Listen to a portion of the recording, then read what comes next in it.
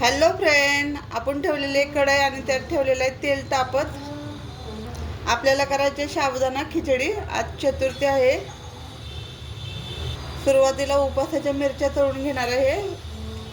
उन्हाळी सामानातल्या तळलेल्या मिरच्या करणार आहे.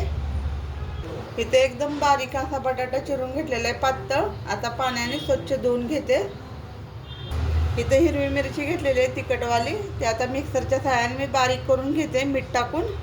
त्यावर आपण तेल गरम झालेले मिरची टाकूया उपवासाची तळण्यासाठी. आता तेल गरम झालेले मिरची टाकून घेतलेले बारीक करून मीठ. इथं आपली मिरची तळून झालेले. कुणाला हवी असेल तर 300 रुपये किलो आहे मिरची दह्यातली. उपवासासाठी हवी असेल तर नक्की ऑर्डर करा, नंबर दिलेले ह्याच्यावर. आता तेलामध्ये मिरचीला एक जीव करून घेऊया. बटाटा टाकून घेऊया म्हणजे मिरची आणि बटाटा फ्राय होईल. तेलामध्ये एक जीव करूया मिरचीचा आणि बटाट्याचा. थोडं झाकण ठेवूया बटाटा वापरण्यासाठी. इथं शेंगाचा कूट पण बारीक केलेला आहे. आता साबुदाण्यामध्ये कालवून घेऊया आपण, एक जीव करून घेऊया. आता जेवढा लागतो तेवढा साबुदाणा आणि शेंगाचा कूट टाकून घेऊया आपण. आता एक जीव करून घेऊया. साबुदाणा, बटाटा, मिरची आणि शेंगाचा कूट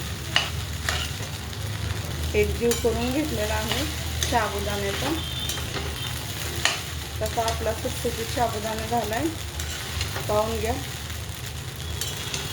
मस्त असा फुगलेला पण आहे. रात्रभर भिजू घातलेला होता आदल्या दिवशी. खाण्यासाठी खिचडी तयार झालेली आहे आपली. इथं घेतलेलं आहे दही खाण्यासाठी. इथं घेतलेली खिचडी आणि इथं घेतलेली आपली तळलेली मिरची. मिरची हवी असेल तर नक्की ऑर्डर करा. 300 रुपये किलो आहे.